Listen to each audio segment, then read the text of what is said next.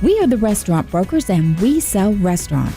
We started the nation's largest restaurant brokerage firm over a decade ago.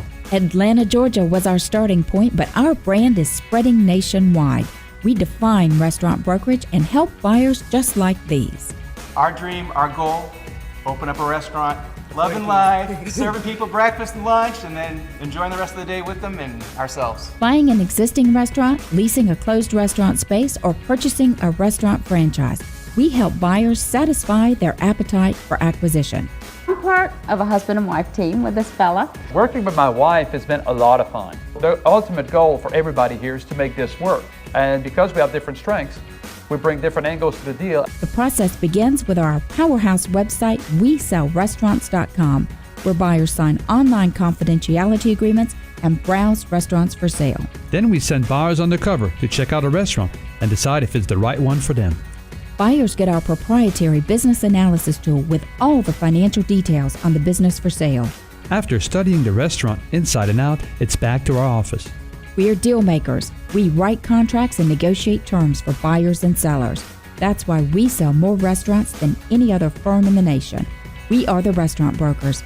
Our name says it all. That sound means you're back on the air with the restaurant brokers, Eric and Robin Gagnon. And today we have been talking to folks who are working super hard to bring things beyond farm to table, really fresh from the field items, and bring it straight to the table. Very interesting show. And now we're going to head into the part where we really cover that from a restaurant reality standpoint. Eric, it's interesting to me because no matter what guest we have on the show, what their point of view is, as far as whether they're talking about sweets or whether they're talking about becoming a celebrity chef, or today we're talking about folks with multiple shows on the Sportsman's Channel and editor of Ducks Unlimited food category. These guys all have one thing that they have in common, and they say make sure before you get into the business that you're covering both the food side of the business and the business skills side of the business. Can't be any truer. That's what we see every day as folks are buying restaurants, right? You're correct, Robin. And I want to say again, thank you so much to Scott, Mark, and Tenny for their knowledge that they shared with us. It was very interesting to hear from people from, because we think about farm to table, people think a lot about, the farm itself, and, we talk about wild games today, but, we had seafood. Nobody would think of seafood as a wild game, but it was pretty interesting to hear Tenny and his spearheading license, where he actually goes himself and shoots some fish and literally with a spear and bring them back, and also includes in the environment. So it was very interesting to talk about that today. That this could be something for those of you out there that have a restaurant or thinking about it. This is like I think Mark mentioned also today. This is not a full restaurant. If you just go wild game all the way through, you will probably not stay in business very long. But this is probably something new that you want to incorporate into your menu, through appetizers, through some dishes, and experiment with it. And it could be a big differentiator for your restaurant. And it may not be a complicating thing to do, because we talk about one big thing that came to me, Robin, today is about executing. If you cook it right, wild game meat will taste different than something you would buy. Like they talk about the wild raised duck versus a farm-raised duck, with the fat amount and everything like that. So there's something like that you need to look at. Make sure you execute. So that means practice, experiment. Work with your chef. Mark said he did a stage, which is I think it's French for internship. That he went out and learned how to cook some of these things from different people.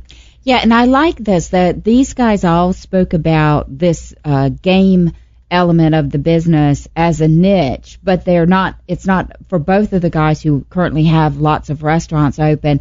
It's a piece of their business. It's not the entire niche, and that is one item we should talk about, because the reality is we do see the pendulum swing quite a bit in this business, and small plates are big this year, and it's all about craft beers next year, and you can't just swing the dial of your restaurant quickly enough. So there's that balancing act you have to play between making sure you're on trend and appropriate and edgy enough to deal with that Americans' taste for an expanded palate, which, of course, one of our guests says that, Food Network has driven that. But at the same time, you're not swinging wildly from concept to concept. So you find that piece that you're good at, you execute it to your earlier point, and it becomes a piece of the menu and an adaptation or an adoption of part of the menu without being just from one thing to another too quickly. I agree. And something that so resonated with me today very strongly is the story behind the food. They said, where's your food come from? And, we hear a lot farm to table. Everybody says, I'm farm to table. Okay.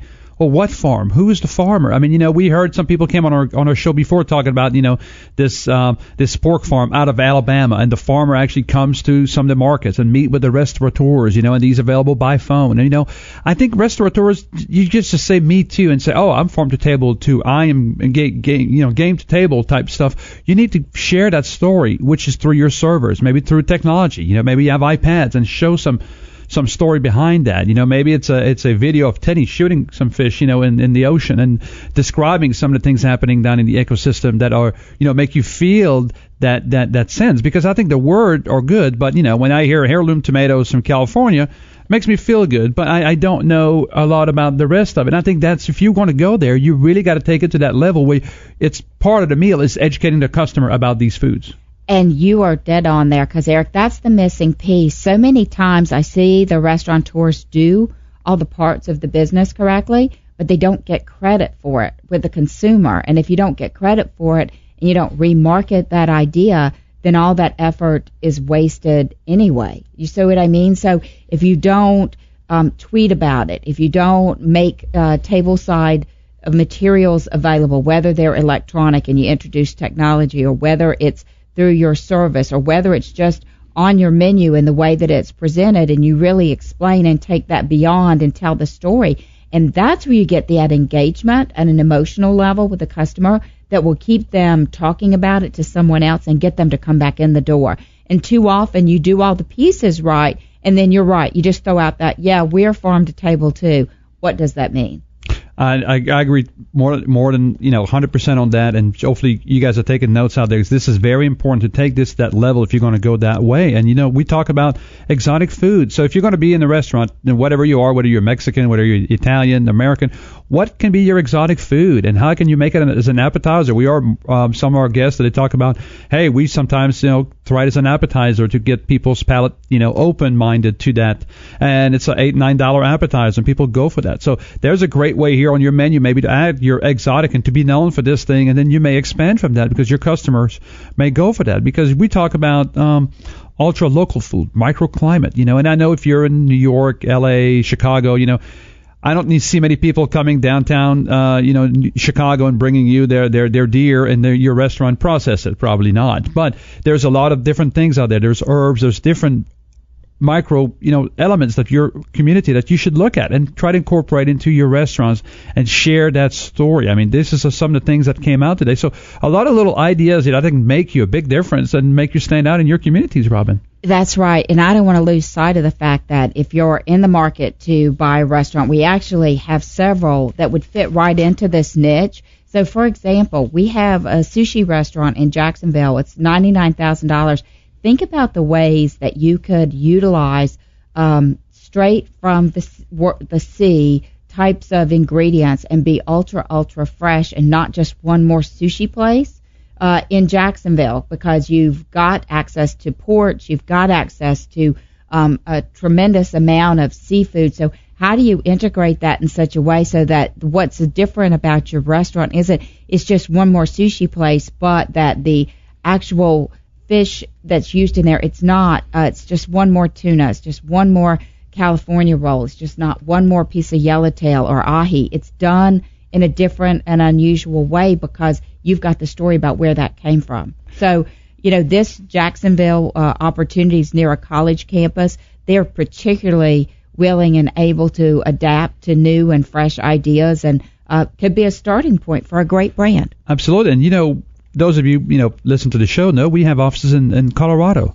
I mean, what a better place. We have several restaurants in the mountains of Colorado. You want to talk about really, hunting, area. I mean, some people spend thousands of dollars to go make some unbelievable hunt over there, from elk to caribous to deer to all sorts of animals over there, that will be phenomenal. And we have a lot of restaurants there that are available for sale. John Jordan's our franchisee, local franchise over there in the Denver area that handles the entire state. And you can reach out to him and look on WeSellRestaurants.com, and you can maybe buy something in Colorado and make the change that have some wild to table kind of food. I love that idea. So we've been going wild today with all this talk about game, but you can find all that information about our listings and about the restaurant brokers at WeSellRestaurants.com. Take a quick minute when you get out of your car. Like us on Facebook at Facebook.com/WeSellRestaurants. We're on Twitter. We're at Sell Restaurants. And, of course, we're on LinkedIn. We Sell Restaurants is your industry authority and source for information.